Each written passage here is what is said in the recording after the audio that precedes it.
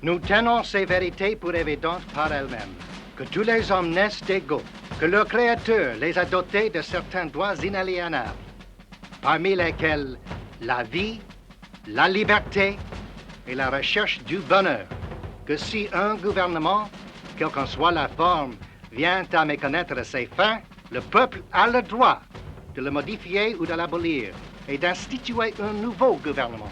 Il fondera sur tel principe et dont il organisera les pouvoirs selon telle forme qui lui paraîtront les plus propres à assurer sa sécurité et son bonheur.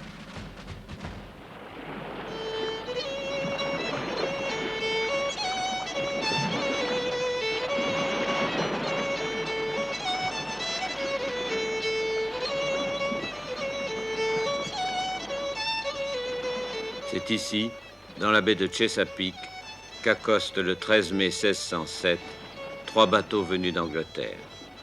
Ils débarquent 105 colons anglais, des aventuriers, des cadets de familles nobles, des fermiers pauvres et quelques bagnards qui vont fonder la première colonie américaine, la colonie de Jamestown.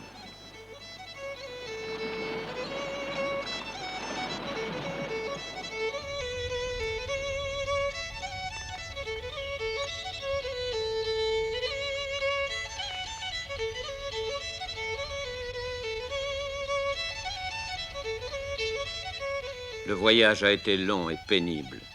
Ils ont mis 3 mois pour traverser un océan immense, le cœur rempli de crainte et d'espoir. Ils le foulent enfin le sol de l'Amérique, la terre promise, l'Eldorado, tout un continent vierge qui s'offre à qui voudra le prendre et qu'ils baptisent la Virginie. Fuyant la misère et la guerre en Europe, ils viennent chercher ici l'aventure, l'or et la fortune. La première impression de ces colons en débarquant a dû être pénible. Ça a dû être un désenchantement cuisant. Ils étaient tombés sur un site marécageux, plein de moustiques, avec des Indiens qui rôdaient dans les bois. C'était vraiment pas gai. Vous savez, les 2 premières années ont été lamentables. Sur les 105 qui sont débarqués, il n'en restait que 38 au bout de 2 ans. Ils ont même pensé à abandonner la colonie entièrement. Ils se préparaient à partir lorsque il s'est trouvé qu'un navire de secours est arrivé. Alors ils sont restés et au bout de quelque temps, ça a mieux marché. Oui, les débuts ont été durs, mais 20 ans plus tard, ils sont 4000 solidement installés et bien décidés à commencer ici une nouvelle vie. Ils n'ont pas trouvé d'or, mais ils ont découvert un autre trésor, le tabac. Grâce à la récolte du tabac, ils ont tout de même pu se tirer d'affaire. Mais la date la plus importante dans l'histoire de la colonie de Jamestown, c'est l'année 1619. Et dans cette année, il s'est produit un événement. C'est dans cette église que se sont réunis, comme c'était la coutume dans les colonies, ils se réunissaient là où ils pouvaient, dans le bâtiment qui était à leur disposition, se sont réunis 22 représentants de bourgs de la colonie. Et ces bourgs, c'était en fait des petites plantations. Ils se sont réunis pour délibérer sur leur situation et ils se sont nommés eux-mêmes House of Burgesses, ce qui veut dire Chambre des bourgeois. Et au bout de quelque temps, de quelques heures, ils ont bel et bien voté des lois sur les impôts, des règles pour faciliter la vie dans la communauté, pour définir les responsabilités de chacun. Donc, vous voyez, ils ont, sans le savoir presque, ils ont constitué la première assemblée représentative sur le continent américain. 100 ans plus tard, ils sont 400 000. La Virginie est devenue la colonie la plus riche d'Amérique, grâce au commerce de l'indigo, du bois et surtout du tabac. Depuis que le français Nicot et l'anglais Walter Raleigh ont lancé la mode du tabac en Europe, celui-ci se vend à prix d'or. Et le Sud s'est couvert d'immenses plantations et de riches demeures, comme celle-ci. My name is Hill Carter. I live here, and I'd like you to see my home. This is my home. This has been my family for 9 generations. My 7th generation ancestor, Charles Carter, had 201 slaves here. He was the largest slave owner and cattle raiser in Virginia. He shipped tobacco from the wharf that is out on this river, not very far from here. And this tobacco was shipped to London, to Perry and Lane. And tobacco has been shipped from here since 1613.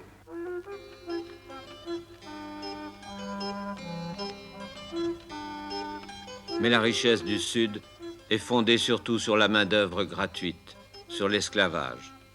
En 1619, 12 ans seulement après l'arrivée des premiers colons, un bateau hollandais a débarqué les premiers esclaves d'Afrique.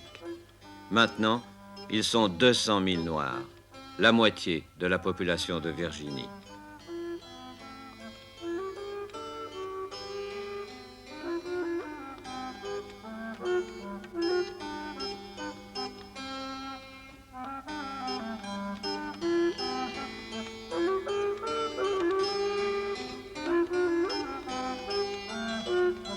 Les colonies du Sud, la Virginie, les Carolines, la Géorgie et le Maryland sont des possessions de la couronne, étroitement liées à l'Angleterre. Mais dans le Nord est né un autre genre de colonie. En 1620, le Mayflower emportait 102 pèlerins vers la Virginie. Mais égarés par les tempêtes, ils débarquent finalement à Cape Cod, dans le Nord, qui est encore sauvage. Ce ne sont pas des aventuriers, eux, mais de sévères puritains, des contestataires, qui fuient les persécutions politiques et religieuses. Ils n'ont pas emporté de fusil, mais leur arme la plus précieuse, une presse qui sert à imprimer leurs pamphlets politiques, leurs manuels scolaires et leurs traités de philosophie. Ceux-là ne viennent pas chercher seulement la fortune aux Amériques, mais la liberté de prier et de vivre selon leurs convictions. En 1765, ils sont 1 250 000 colons, répartis en 13 colonies séparées. Chacune a un gouverneur nommé par Londres et chacune un statut différent. Le Nord, qu'ils ont baptisé la Nouvelle-Angleterre, est la patrie des puritains. C'est un pays au climat rude et froid. Ici, pas de tabac, pas de noirs. C'est une région de petits propriétaires agricoles et aussi de marchands. La capitale du Massachusetts, Boston, ville de 20 000 habitants, est un port de commerce et le grand centre intellectuel de l'Amérique. En 1636, 15 ans seulement après avoir débarqué, les pèlerins y ont créé une université, le célèbre collège de Harvard. Les colonies du centre, où la moitié des habitants sont allemands ou hollandais, ont misé sur l'artisanat et le commerce. C'est la région des grandes villes. New York, que les Hollandais avaient d'abord baptisé la Nouvelle-Amsterdam, possède déjà 25 000 habitants. Mais Philadelphie en a 40 000. C'est la plus grande ville des Amériques, une capitale bourgeoise de marchands et de bons vivants. Tous ces colons ont une chose en commun. Ils ont lutté contre une nature hostile, contre les Indiens, contre les bêtes sauvages, pour défricher un nouveau continent. En 150 ans, une nouvelle race est née ici. Même les grands seigneurs qui vivent dans ces jardins et ces demeures somptueuses ont une mentalité de pionniers. Ils sont sujets anglais, mais des sujets frustrés. Ils n'ont pas le droit d'envoyer des députés au Parlement de Londres. Pourtant, c'est Londres qui nomme les gouverneurs, qui perçoit les impôts, qui décide de tout. En 1760, l'Amérique est un immense gâteau que se disputent encore les grandes puissances européennes. Les Espagnols sont établis au Mexique, en Californie et en Floride. Les Français au Canada et en Louisiane. Mais ils viennent de perdre la guerre de 7 ans et ont été éliminés par l'Angleterre. Le Canada est devenu colonie anglaise. Le roi d'Angleterre, George III, désormais maître de l'Amérique et des Indes, règne sur ce qui va devenir le plus grand empire de la Terre. Mais ce roi triomphant est ruiné. La guerre de 7 ans contre la France a coûté une fortune. Alors les beaux messieurs de Londres décident que les colonies d'Amérique paieront. Elles sont assez riches pour entretenir les fastes de la métropole. Taxes sur le sucre, sur l'indigo, sur le thé, taxes sur tout. C'en est trop. Les colonistes se rebellent. En 1773, à Boston, des émeutiers déguisés en indiens jettent à la mer une cargaison de thé venant d'Angleterre. C'est la Tea Party de Boston. Partout, c'est l'émeute. Les charrettes des timbres fiscaux doivent être escortées par les soldats du roi. Partout, les assemblées de notables se réunissent pour protester contre les lois injustes.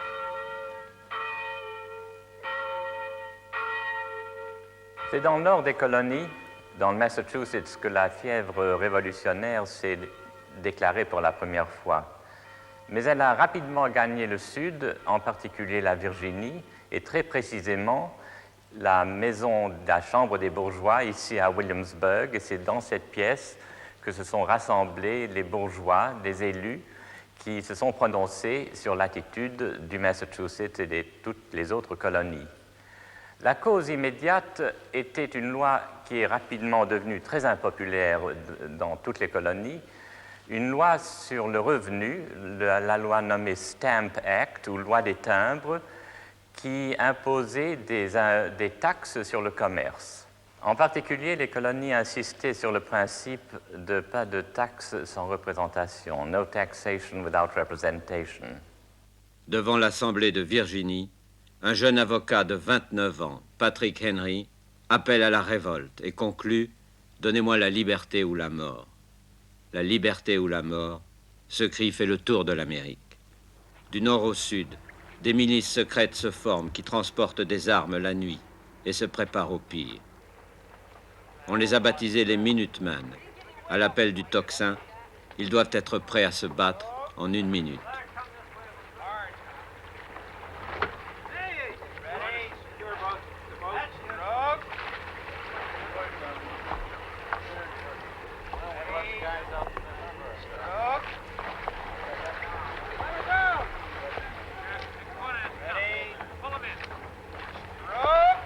Car les incidents avec les troupes du roi se multiplient.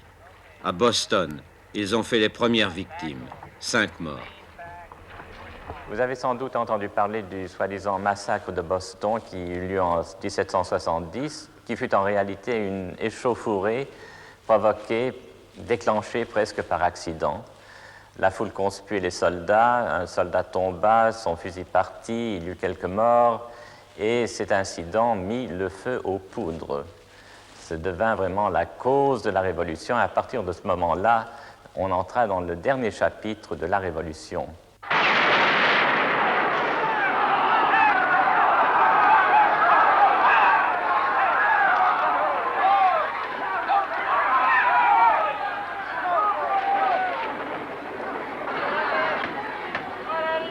C'est le printemps chaud de 1775. Dans le Massachusetts, les miliciens attaquent les forts occupés par les Anglais, comme ici, à Ticonderoga.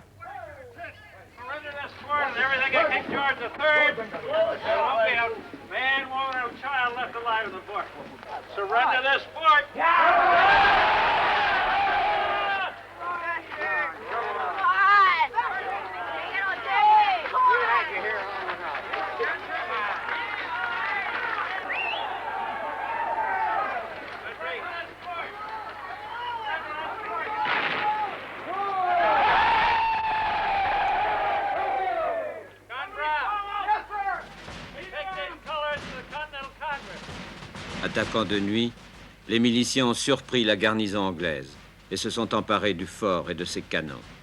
En avril, à Lexington, accrochage, 8 Américains tués.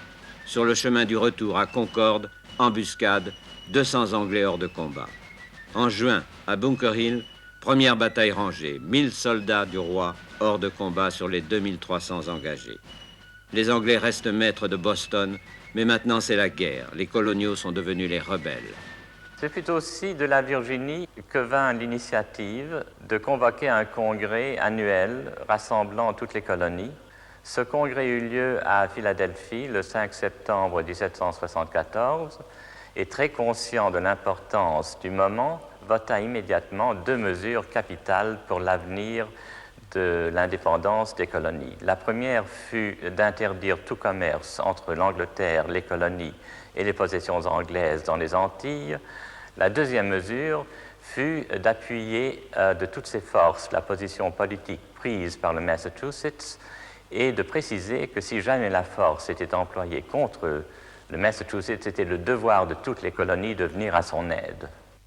1775, c'est l'année de la prise de conscience politique. Un publiciste de Boston, Thomas Paine, édite un pamphlet de 47 pages intitulé Common Sense qui va tirer à 1 million d'exemplaires. L'idée d'indépendance est lancée. Le deuxième congrès va la saisir au bon. C'est dans cette salle du State House de Philadelphie que sont réunis à compter du 10 mai 1775 les délégués du deuxième congrès continental. Ils sont 56 qui représentent les 13 colonies. Oh, pas des révolutionnaires, mais des marchands, des patriciens, des juristes, graves et austères, vêtus de sombre, sous la présidence de John Hancock, un commerçant de Boston. Ils sont tous là, les pères fondateurs de la République. George Washington, gentilhomme de Virginie, John Adams, le brillant tribun de Boston, le vieux Benjamin Franklin, savant et diplomate, et Thomas Jefferson, l'avocat de Virginie. La grande réalisation de ce deuxième congrès continental, c'est évidemment la Déclaration d'indépendance. Elle a été rédigée par Thomas Jefferson. Thomas Jefferson, grand seigneur, si on veut, de Virginie, avocat, patricien. Il réussit à formaliser, à réunir une foule d'idées courantes à l'époque.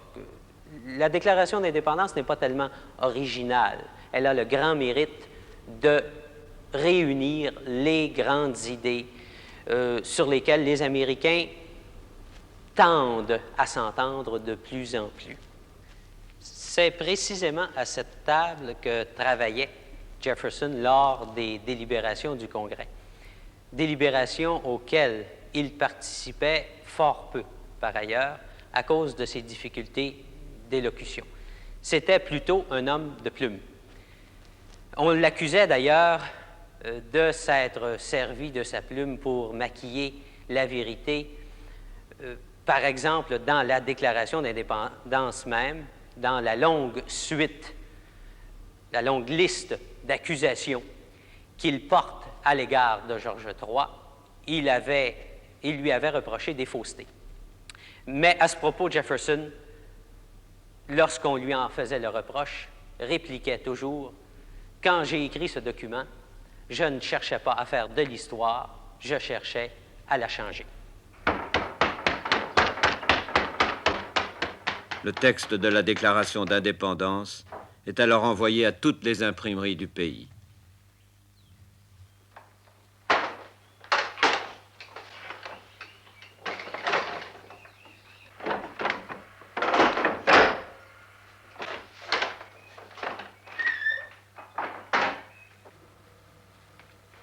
We received from Philadelphia the text for the Declaration of Independence, which we're printing up as the front page of our Virginia Gazette, which is the newspaper. This will be circulated to all the subscribers and also be read on the steps of the courthouse. Now this reads, when in the course of human events it becomes necessary for one people to dissolve the political bands which have connected them with Un nouveau pays est né. Et Patrick Henry s'écrie « Je ne suis plus un Virginien, je suis un Américain ». Jefferson parle des droits de l'homme. Tous les hommes, a-t-il écrit, ont été créés égaux, munis par leur créateur de droits inaliénables. Parmi ceux-ci, la vie, la liberté et la recherche du bonheur. Afin de garantir ces droits, des gouvernements ont été établis parmi les hommes dont les justes mesures dépendent du consentement de ceux qu'ils gouvernent. Donc, à partir de ce moment-là, l'homme sur Terre n'avait pas seulement la possibilité, il avait le droit de réclamer d'un gouvernement que ces mesures fussent justes, sans quoi il avait le droit de résister à ce gouvernement et, le cas échéant, de le renverser. Pour cela, le Congrès a désigné un commandant en chef, George Washington, 43 ans, 1,80 m. Il s'est illustré comme colonel dans la guerre du Canada contre les Français. Comme la plupart des membres du Congrès, il est franc-maçon. Issu d'une famille noble, il a des allures de grand seigneur et un journal anglais écrit de lui « Il n'y a pas un roi en Europe qui n'aurait l'air d'un valet de chambre à côté de lui ». En même temps, le Congrès a créé l'armée continentale. Pour le moment, elle est composée surtout de miliciens. une vingtaine de milliers de petits paysans et d'artisans qui assurent la défense de leurs fermes et de leurs villages contre les Indiens. À l'appel du Congrès, ils accourent pour défendre leur nouvelle patrie. Je suis membre de la compagnie Lexington Minutemen. C'est la compagnie qui a fait la première bataille contre les Anglais à Lexington, Massachusetts. Nous sommes volontaires, nous ne sommes pas payés.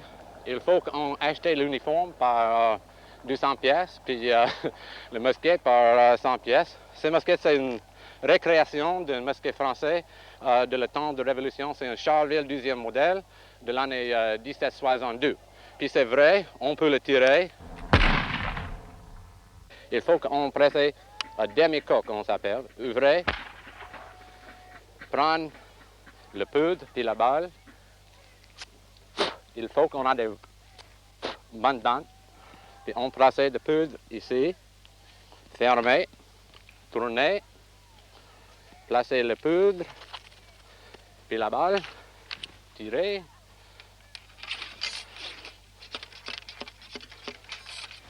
Réouvrir, puis... N'est pas trop vite, hein?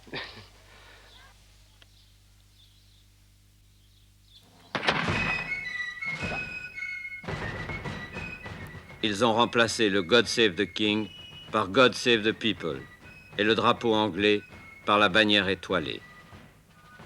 Les Anglais ont des garnisons dans les grandes villes, tout le long de la côte, Boston, Philadelphie, New York. Mais c'est dans le nord que va commencer la première campagne, au Canada. Le Canada où arrivent des renforts anglais. Le Canada, occupé en grande majorité par des colons français, mais devenu colonie anglaise. C'est de là que peut venir la menace principale. Par la grande voie d'accès qui relie le Saint-Laurent, le Richelieu, le lac Champlain et la rivière Hudson. Le seul moyen d'aller de Montréal à New York est de couper les colonies rebelles en deux. C'est par là que les renforts anglais risquent de descendre. Aussi, le Congrès donne l'ordre d'attaquer le Canada après avoir essayé de rallier les colons français à sa cause. Le Congrès, en octobre 1974, invite les Canadiens à se soulever contre l'Angleterre puis à conquérir leur indépendance. Les Canadiens ont toujours été un peu fascinés par cette idée d'indépendance. Hein? Là, ils se disent peut-être que c'est vrai. Mais ce qui va en prendre, c'est que 3 jours avant, les mêmes Américains qui les invitaient à l'indépendance, disant « on va protéger votre religion et tout ça », avaient écrit en Angleterre une autre lettre dans laquelle on disait « laissez quand même pas les Canadiens trop se propager, se multiplier, devenir trop forts, parce qu'eux, c'est le papisme, ils vont nous réduire en esclavage. » Et c'est à ce moment-là qu'ils décident d'envahir le Canada.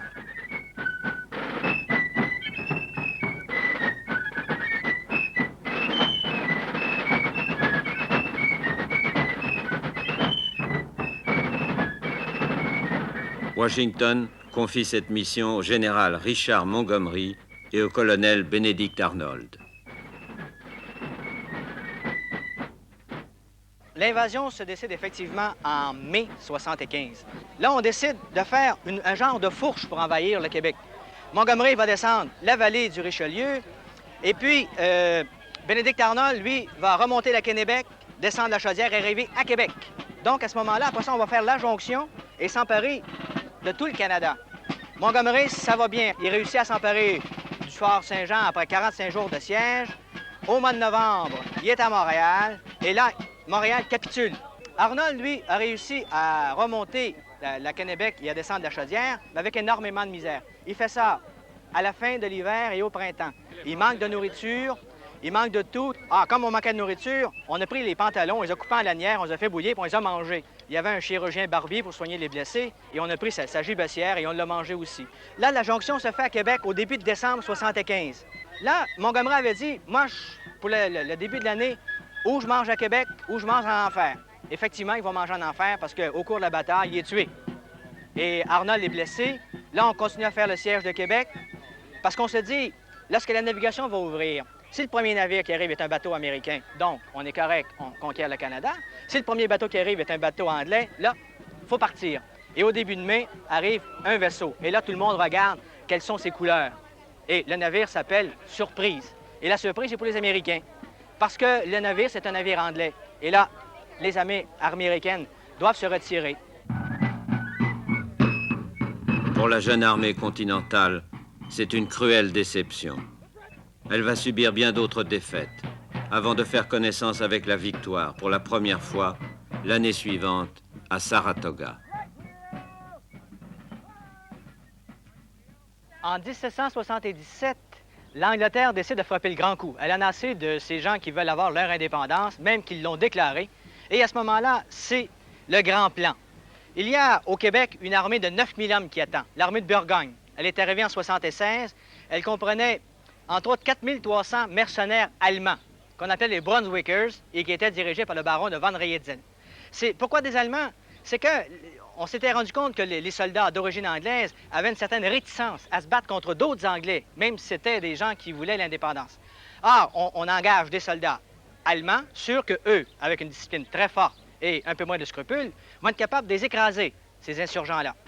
Cette fameuse armée de Burgoyne, il faut se rendre compte qu'elle était extrêmement importante. 9000 hommes qui remontent une rivière et qui doivent, à un moment donné, faire des portages. 9000 hommes disciplinés qui devaient marcher en rang. C'était une armée de réguliers. On ne consentait pas à marcher à la queue leu-leu. Non, il fallait couper des arbres. On avait 1000 miliciens canadiens qui traçaient le chemin pour l'armée, dans la vallée qu'on voit ici. Et cette armée-là avançait au son des fifres et des tambours, de sorte qu'elle ne pouvait pas passer inaperçue. Harcelée par les bandes des milices locales, battue 2 fois de suite par une armée de 17 000 hommes envoyés dans le nord par Washington, et finalement encerclée à Saratoga, le beau général Burgoyne se rend avec les 6000 soldats qui lui restent. Pour la première fois, une armée de Sa Majesté capitule devant les rebelles. La défaite anglaise de Saratoga est grave à plusieurs points de vue. Premièrement, elle signifie l'échec de cette tentative de division des colonies américaines. Deuxièmement, la France entrera directement dans la guerre d'indépendance américaine à la suite de cette bataille. On est enthousiasmé en France par la victoire américaine. Effectivement, on apprend la victoire américaine le 5 décembre et dès le 6, Louis XVI annonce la reconnaissance de l'indépendance américaine. Oui, Louis XVI, après s'être longtemps fait tirer l'oreille, finit par aider ces rebelles américains. Voilà une bonne occasion de prendre sa revanche sur les Anglais. Pourtant, il n'aime guère ces idées subversives de liberté et d'égalité. Qui sait, elles pourraient devenir contagieuses. Depuis 1 an, le Congrès a envoyé à Paris un ambassadeur extraordinaire, Benjamin Franklin. Ce sage de 70 ans, qui a inventé le paratonnerre et qu'on a baptisé le citoyen des 2 mondes, est devenu la coqueluche des salons parisiens, où les femmes adoptent la coiffure à la Franklin. L'Amérique est à la mode. Le remuant Beaumarchais, auteur en vogue du mariage de Figaro, et agent secret à ses heures, fait le trafic d'armes avec les colonistes. Et un jeune aristocrate de 19 ans, le marquis de Lafayette, qui s'ennuie en garnison à Metz, fait un beau scandale en partant courir l'aventure au Nouveau Monde. Mais quand il arrive en Amérique, la situation des insurgés n'est pas brillante.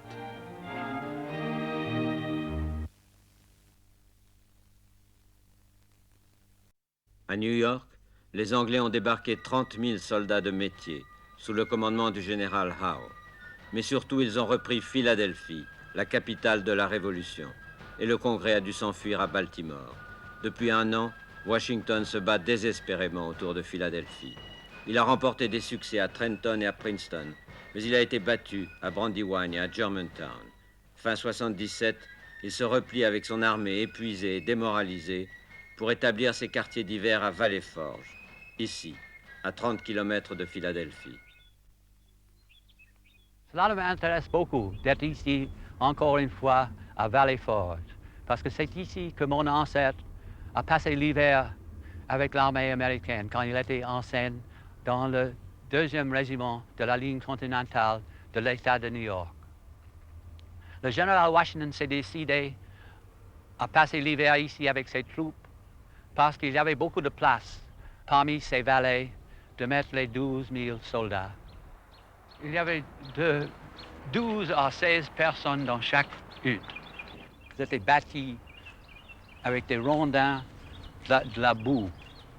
Et sur les toits, il y avait des planches.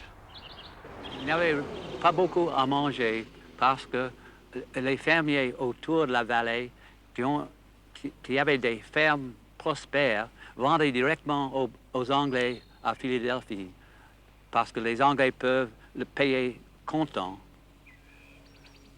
Mais les Américains ne payaient que par des morceaux de papier qui valaient rien jusqu'à la fin de la guerre. Beaucoup d'Américains commencent à douter sérieusement. N'est-ce pas une folie que cette guerre contre la puissante Angleterre, qui dure depuis près de 3 ans déjà? Tous ceux qui vont passer cet hiver à Valley-Forge en garderont un souvenir terrible.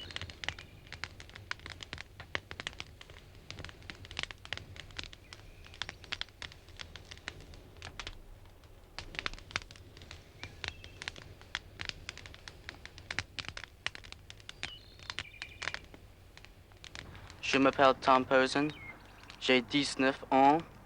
Je me suis engagé 1st Continental Regiment of Foot. J'ai passé l'hiver ici à Valley Forge. It was a very hard winter. C'était un dur hiver, oui. Le froid, la neige, la famine, le typhus, les pneumonies et les désertions aussi font des ravages dans les rangs des insurgés. Une armée de va-nu-pieds dont on peut suivre la trace par le sang de leurs engelures sur la neige.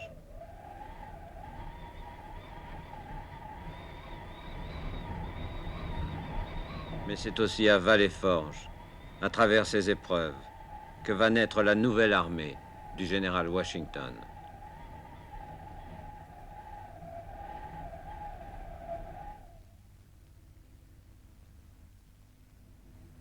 Dans cette maison ici, le général Washington avait ses quartiers généraux. C'était aussi son habitation. Il demeurait avec Madame Washington, qui restait avec lui pendant la plupart de la guerre. Parmi ses officiers de son état-major était un jeune Français âgé de 20 ans. Son nom était le marquis de Lafayette. Lafayette ne parlait pas beaucoup d'anglais, et le général Washington, à qui il était aide de camp, ne parlait pas le français non plus.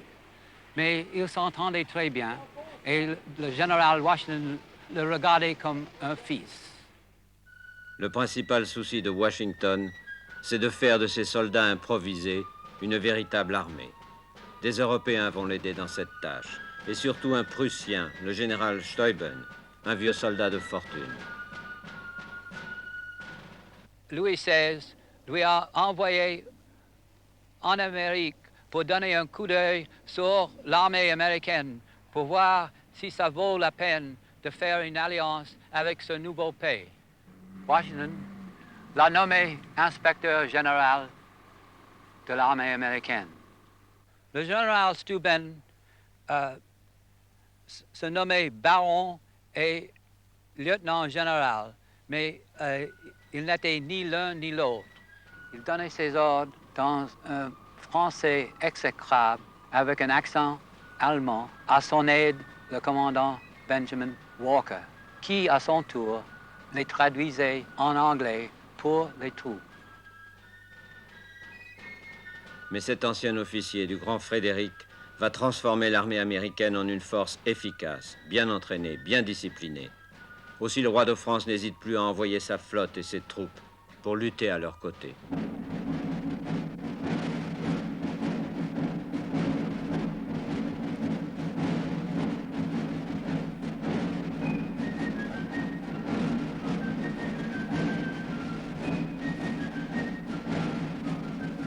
Près de 15 000 Français vont se battre pendant 4 ans pour la liberté américaine. Les plus beaux régiments de l'armée française, Bourbonnais, Touraine, Auvergne, Gâtinais, Saintonge, Cambrésis, les hussards de Lauzun et le Royal Artillery, sous les ordres du général comte de Rochambeau, vieux briscard de 55 ans qui vole la vedette au jeune Lafayette. Dès 1778, une première flotte française arrive dans les eaux américaines et aux Antilles. Sous le commandement du comte d'Estaing, un fantassin tout surpris d'être promu amiral. Pendant 2 ans, Américains et Français guerroient contre les Anglais autour de New York et dans les États du Sud, mais sans résultat décisif.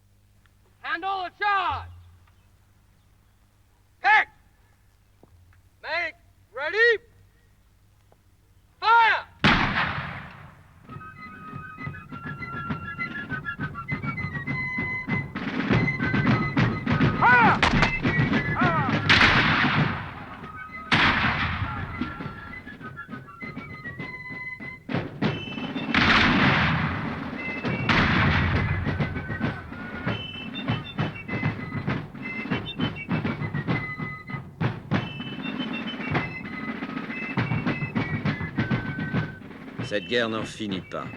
Voilà 6 ans maintenant qu'elle dure. Les Américains sont d'ailleurs divisés. 50 000 d'entre eux se battent aux côtés des Anglais. Ces loyalistes restés fidèles à la couronne britannique sont traités comme des traîtres et des collaborateurs, pendus ou enduits de goudron et de plumes. Pendant et après la guerre, ils vont se réfugier au Canada, où leurs descendants sont restés jusqu'aujourd'hui de loyaux et fervents sujets de Sa Majesté britannique. Les loyalistes étaient des gens qui croyaient à la couronne, qui ne voulaient pas faire partie de l'armée américaine, qui se sont rebellés, qui voulaient combattre pour le roi.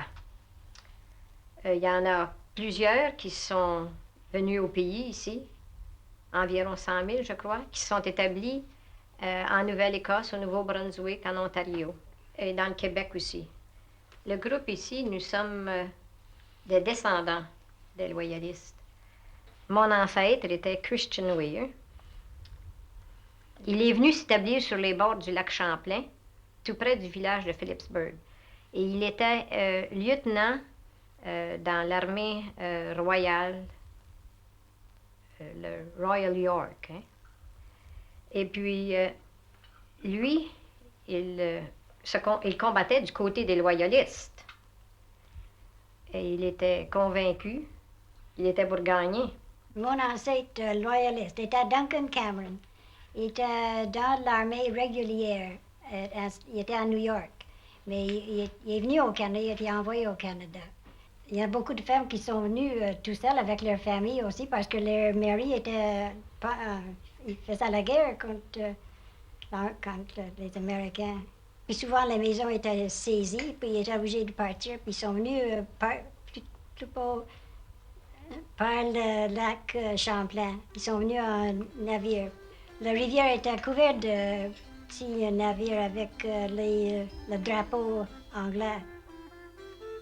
En 1780, Lord Cornwallis, un des meilleurs généraux anglais, fait campagne dans le sud, où il espère précisément trouver des appuis loyalistes.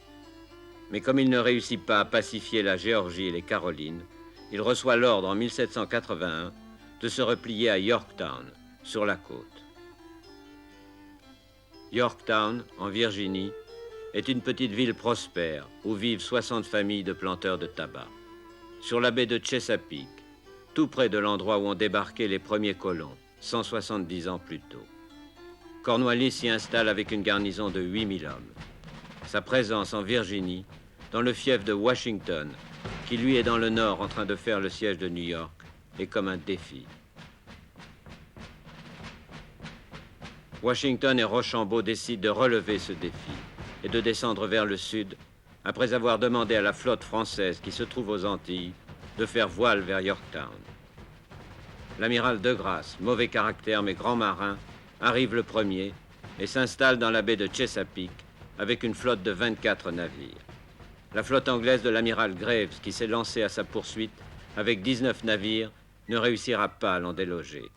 Après un bref combat, les Anglais se retirent vers New York et De Grasse reste maître de la mer. À terre, Washington, Rochambeau et Lafayette arrivent à pied d'œuvre avec 8000 Français et 9000 Américains. Tout est en place pour une grande bataille.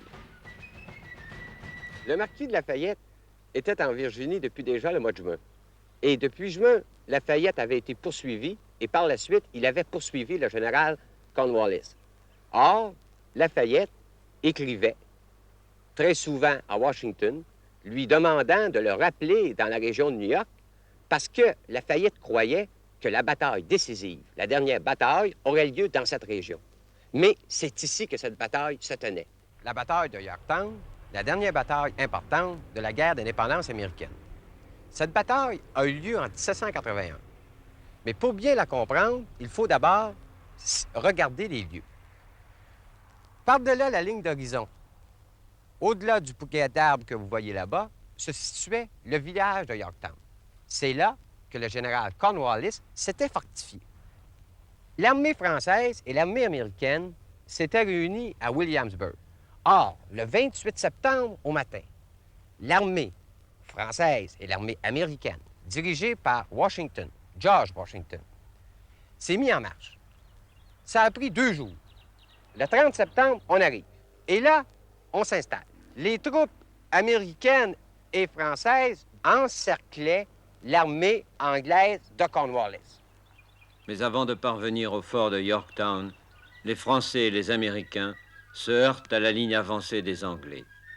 Une série de bastions fortifiés, armés de canons, entourés de fossés, hérissés de pieux. Tout va se jouer, à la baïonnette, autour des 2 redoutes principales. Nous sommes ici sur la redoute numéro 9, que les forces françaises ont attaqué le 14 octobre 1781 entre Chien et Loup. Pendant ce temps-là, un groupe d'Américains attaquait la redoute numéro 10, qui est à l'extrême gauche.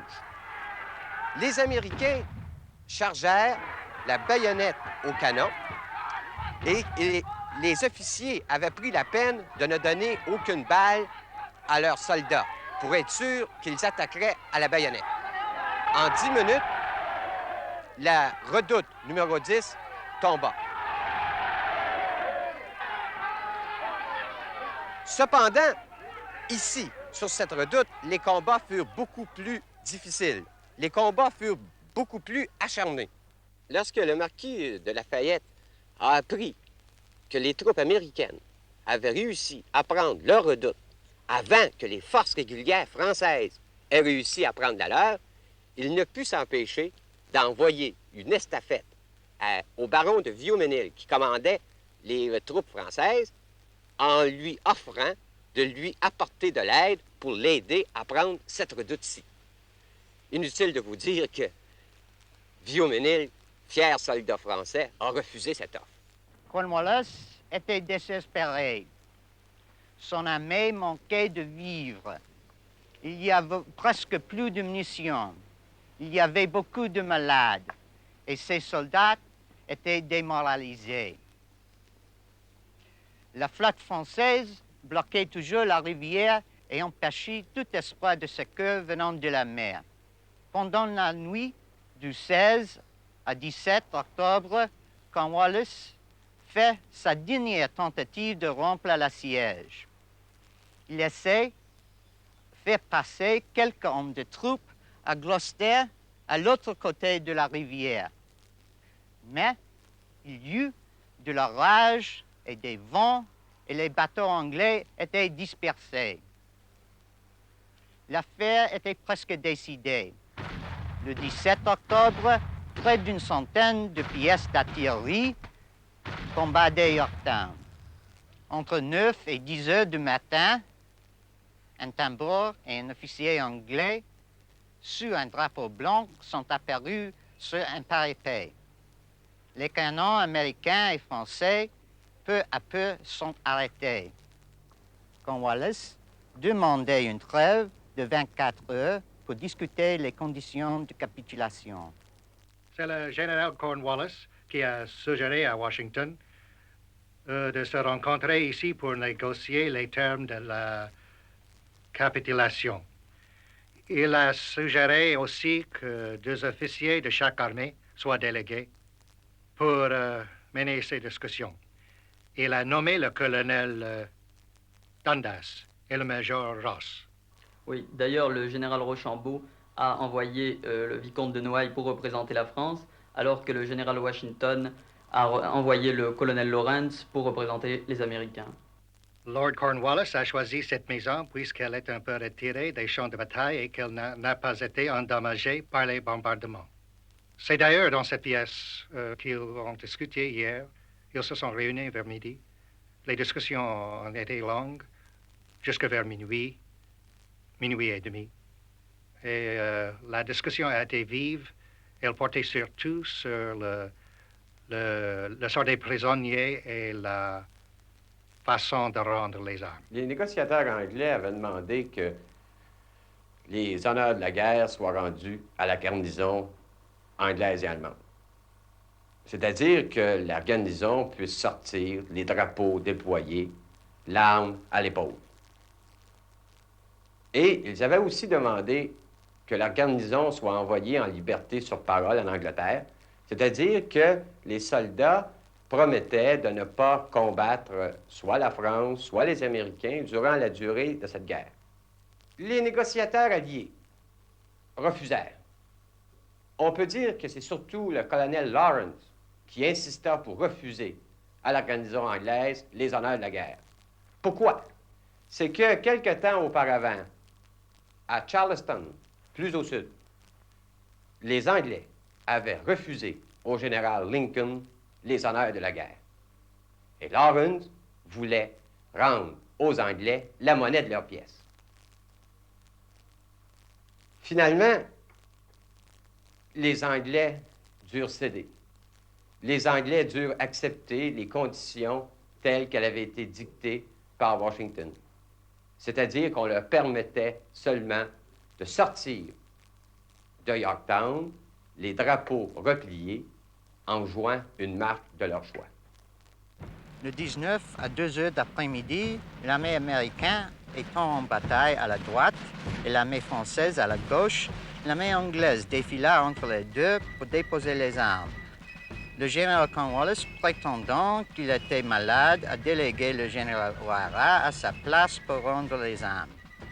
O'Hara demanda où se trouvait le général Rochambeau pour présenter son épée. Mais M. de Rochambeau indiqua simplement que Washington était le commandant en chef et qu'il faudrait s'adresser à lui. Évidemment, O'Hara savait bien ce qu'il faisait et voulait indiquer que cette victoire était une victoire française et pas une victoire américaine. Mais M. de Rochambeau, en l'envoyant au général Washington, a prouvé que c'était vraiment une victoire américaine. Ce jour-là, l'orgueilleuse Angleterre doit s'incliner devant ses fils rebelles d'Amérique. La guerre va traîner encore 2 ans, mais après Yorktown, la partie est jouée.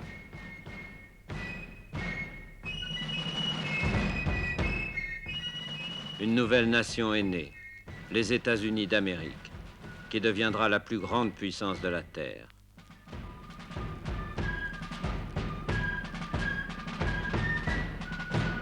La première démocratie moderne, fondée 13 ans avant la Révolution française sur les droits de l'homme. 200 ans ont passé. Que reste-t-il des grands principes de Jefferson dans le cœur des Américains, dans le cœur des jeunes surtout, comme celui-ci, qui a choisi d'enseigner dans les quartiers pauvres de Philadelphie?